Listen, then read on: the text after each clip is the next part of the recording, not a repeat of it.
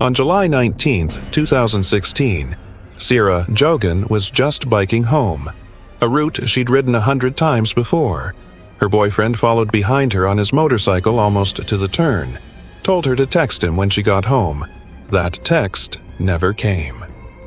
That same night, her bike turned up abandoned in a cornfield, and scattered around it were things that had no business being there: men's sunglasses, a screwdriver, a sock. A farmer would later hand cops a motorcycle helmet he found on the roadside, with a bloody handprint on it. The crime scene investigator who showed up at 1 a.m. said it gave her chills. Broken corn stalks, blood in the field. She knew right away there'd been a struggle here.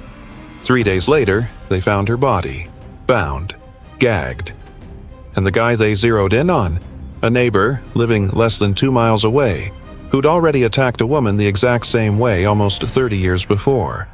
If you're new here, subscribe. This one gets a lot darker. Hit that like button and let's get into it.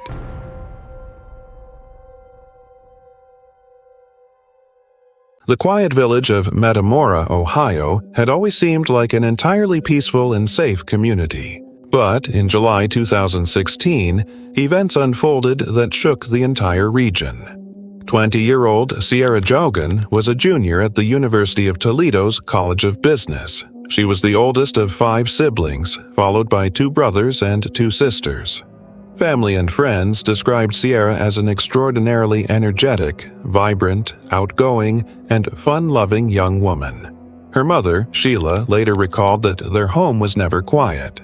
Sierah loved taking center stage and self-deprecatingly cracking jokes just to make people smile. Even back in high school, Sierah once put on a cheerleader uniform despite not being on the squad, just to cheer up students in the hallways. Her family highlighted her unique ability to connect with anyone, including the most reserved and timid individuals. Back when she was just 13, Sierah met Josh Kolasinski. Their childhood friendship evolved into a solid relationship. By 2016, they had been dating for 7 years and were seriously discussing wedding plans after graduation. Both were athletic, loved spending time outdoors, and enjoyed traveling. In Josh's memory, Sierah possessed a strong, fiercely independent spirit. Once she made up her mind, there was no changing it.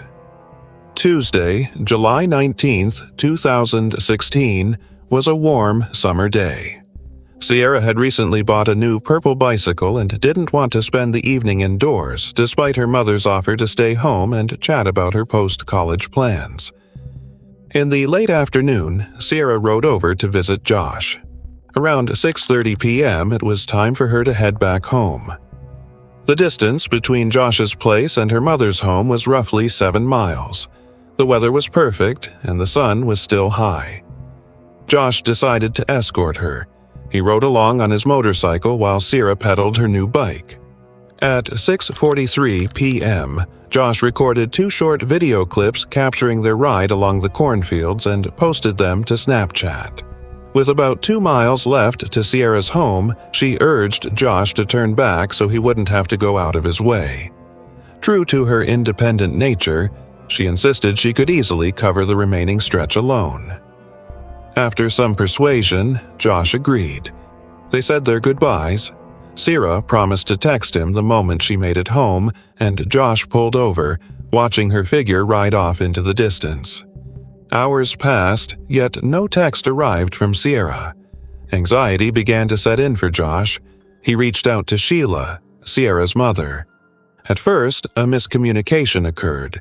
Sheila was out of the house and assumed her daughter was either still hanging out with Josh or had already returned and was resting in her room. As twilight fell and the temperature dropped, the family realized Sierah was missing. Calls to her cell phone went straight to voicemail. At the time of her disappearance, Sierah was wearing shorts, a bright neon-colored top, a Fitbit tracker on her wrist, and riding her distinct purple bicycle. However, searching for a person on rural roads in complete darkness among miles of cornfields presented a massive challenge. At 11 p.m., an official missing person report for Sierah Joughin was filed with law enforcement. By 3 in the morning, police officers, volunteers, and rescue workers had arrived at the scene. Search teams combed through the dark fields with flashlights. After some time, one of the searchers noticed a reflection of light. It was Sierra's abandoned purple bicycle. Upon a detailed inspection of the surrounding area, investigators found several items that did not belong to the missing girl. Among them were 2 pairs of sunglasses, a screwdriver, and a small fuse block.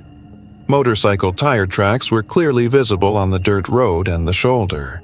Corn stalks at the edge of the field were broken, and some of them had fresh bloodstains on them. The scene was less than 500 feet from Sierra's home. The picture indicated that the girl had been attacked and forcibly dragged off the roadway. The surrounding area was immediately cordoned off, and agents from the Federal Bureau of Investigation joined the investigation.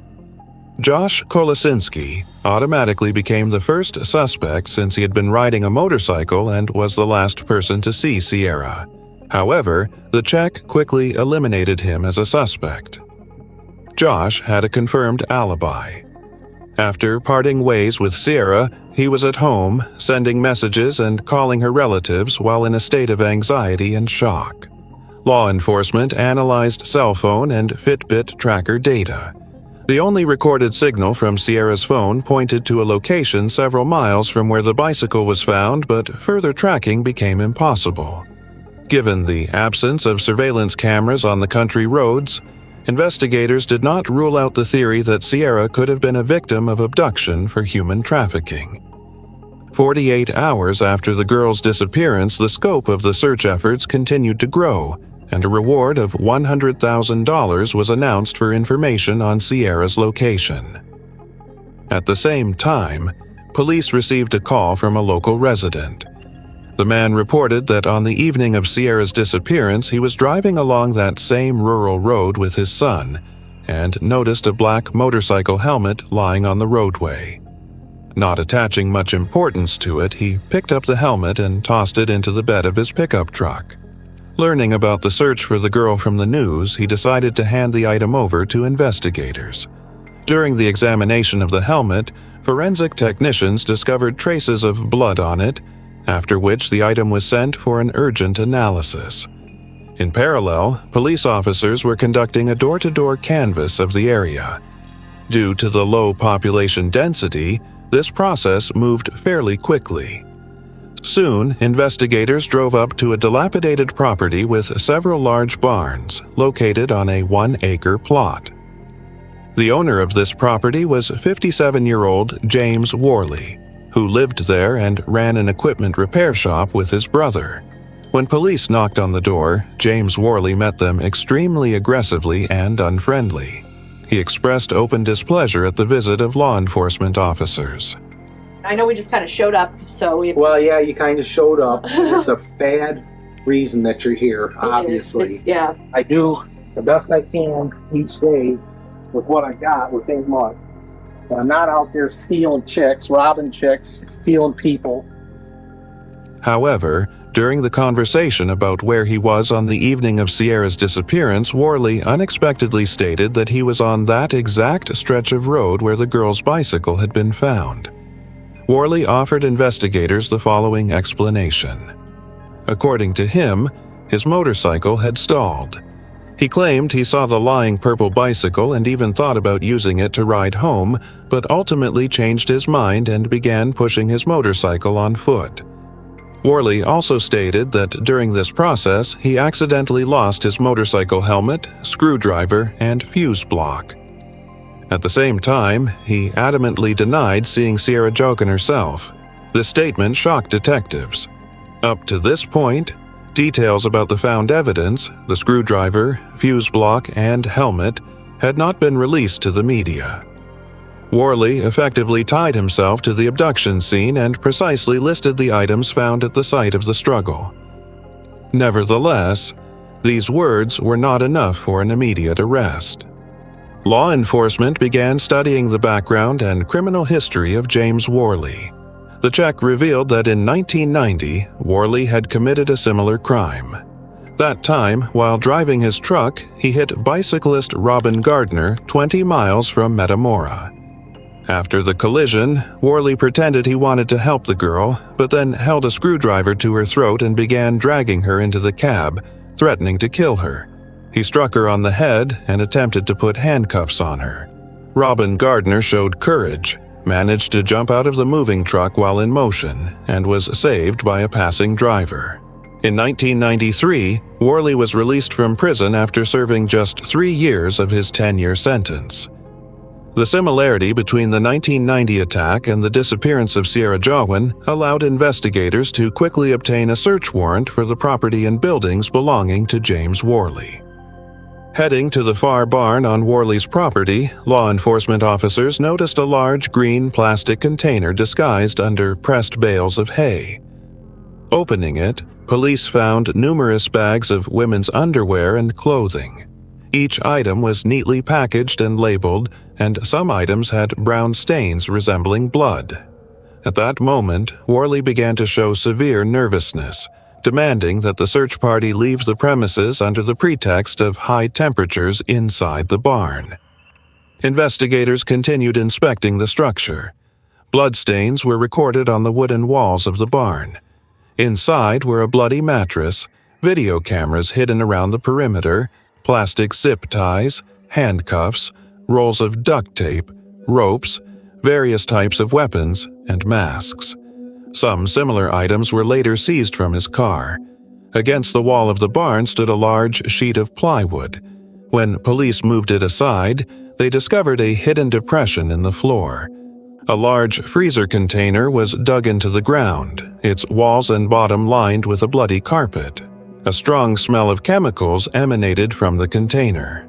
The discovered room effectively represented a specially equipped torture chamber. During interrogation, Worley attempted to explain the found items. First, he claimed the women's underwear was left by his ex-girlfriend. Then he changed his statement and claimed he planned to create a commercial studio for shooting pornographic films, and the barn was used as a set. At one point, Worley told operatives, "I'm an experienced guy. Do you really think I would leave any evidence behind?" During a search of Worley's home, another important document was found: his personal letter to a court-appointed therapist. In it, Worley openly wrote that he had learned lessons from his past crimes and abductions, and next time he would thoroughly hide and bury the victim. James Worley was immediately detained on suspicion of abducting Sierah Joughin. On the third day of the search operation, an unmanned aerial vehicle flying over cornfields a few miles from Worley's farm detected fresh-turned earth. Search teams with specially trained sniffer dogs went to the specified area. The animal's reaction confirmed the presence of a burial. The body of 20-year-old Sierah Joughin was found in a shallow grave. The girl was fully bound. Her hands were handcuffed behind her back, and her ankles were tied with rope and pulled to her wrists. She was wearing a diaper. The cause of death was asphyxiation. Sierah suffocated because a plastic gag was forcefully inserted into her mouth, which broke her tooth and completely blocked her airway. The medical examiner's inspection revealed no direct traces of sexual intercourse, but recorded an extreme degree of cruelty in the infliction of injuries.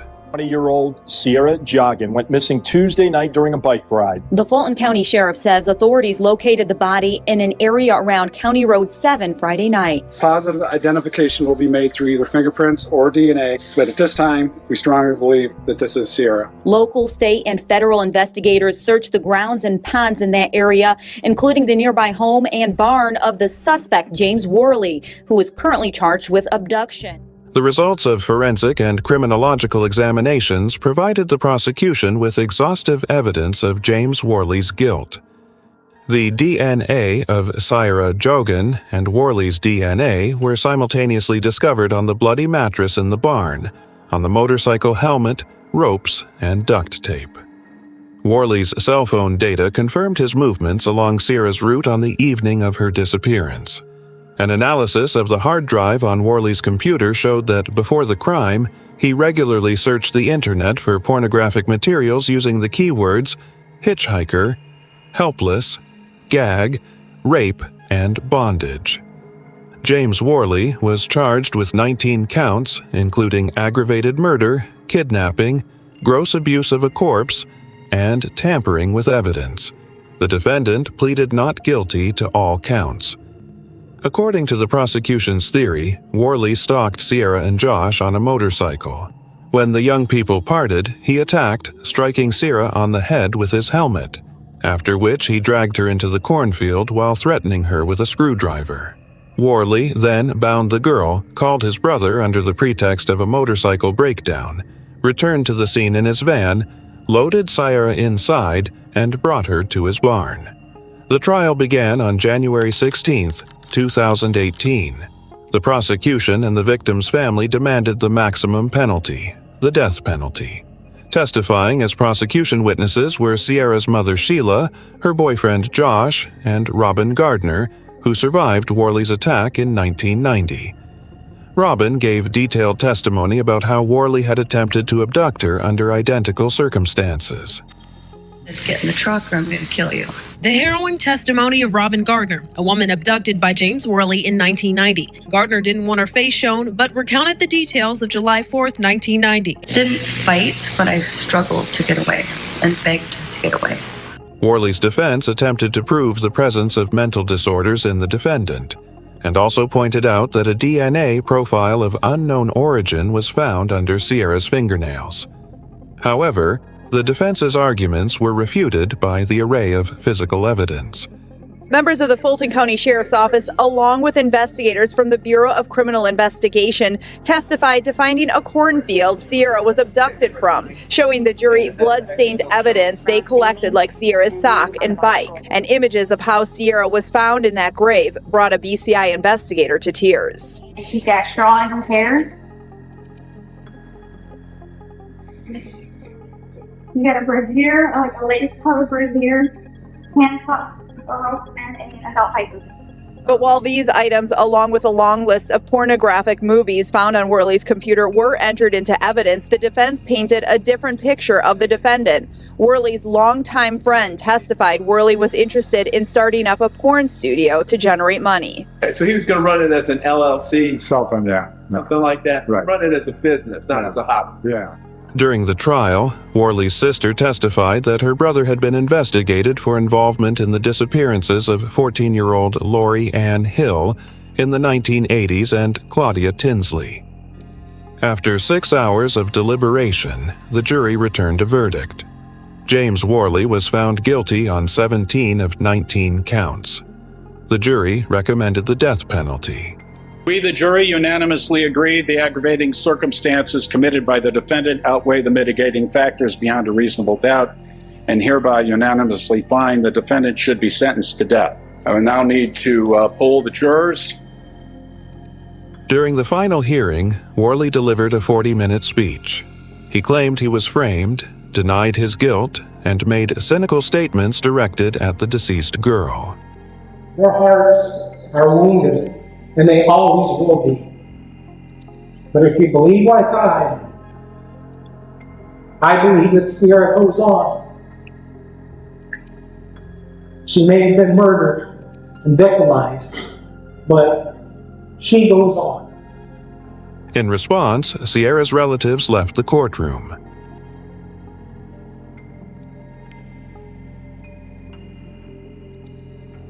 The presiding judge upheld the jury's verdict and sentenced James Worley to death. The aggravated murder of Sierah Joughin outweighs any and all mitigating factors beyond a reasonable doubt. The court therefore accepts the recommendation of the jury. The court orders that James D. Worley is hereby sentenced to death for the aggravated murder of Sierah Joughin. The court orders that the execution date of James D. Worley be set for June 3, 2019 to be carried out by the appropriate authorities. The court typically concludes this case by having a few comments. I have been told by my brethren who handle these cases that is inappropriate here. Suffice it to say, Mr. Worley, I think you would have been well advised to listen to your attorneys before you made your statement. I thought your attorneys did an excellent job in handling your defense. And one further comment, Mr. Worley, if I thought there was a snowball's chance in hell that you were innocent, you'd be looking at life. Court Court's in recess. All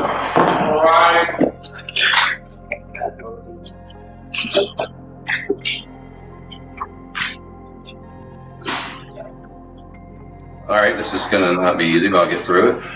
So, needless to say, this has been a long 4 weeks. Having to sit through the detailed testimony, piles of evidence, and the learning of what this killer and past violent offender, which is really important to us, past violent offender, did to our beautiful Sierra, was gut-wrenching. Our hope through this painful process was to find justice for Sierra. Justice for her abduction and murder, justice for our family, and justice for the amazing community that so many of us live in. I want to express to you how pleased we are that justice has been served today, and this murderer was found guilty on all counts. The deceased girl's mother, Sheila, filed a civil lawsuit against Worley. The court granted the suit, ordering Worley to pay $3.6 million and transfer to the Joughin family all rights to his real estate and land plot. Having obtained the rights to the criminal's property, Sierra's family decided to completely destroy the structures. James Worley's house and barns were demolished and burned down. The tragedy of Sierah Joughin led to important changes in Ohio state legislation. In December 2018, the state Senate unanimously approved Senate Bill 231, known as Sierra's Law. This law mandated the creation of a centralized, accessible database of individuals previously convicted of violent crimes, allowing citizens to track the residence of dangerous criminals in residential areas. Police received the right to conduct immediate interrogations of individuals on this registry within the first 24 to 48 hours after a missing person report. By 2021, the registry contained more than 2,000 people. At the high school Sierra attended, a memorial plaque was installed, a commemorative tree was planted, and a scholarship was established. The girl's family created the nonprofit organization Justice for Sierra, aimed at teaching students and citizens self-defense skills. Sierra's former boyfriend, Josh Kolasinski, created the Keeping Our Girls Safe project, which organizes safety training sessions. Every year, the county hosts the Jogging for Joughin charity run and a memorial motorcycle ride.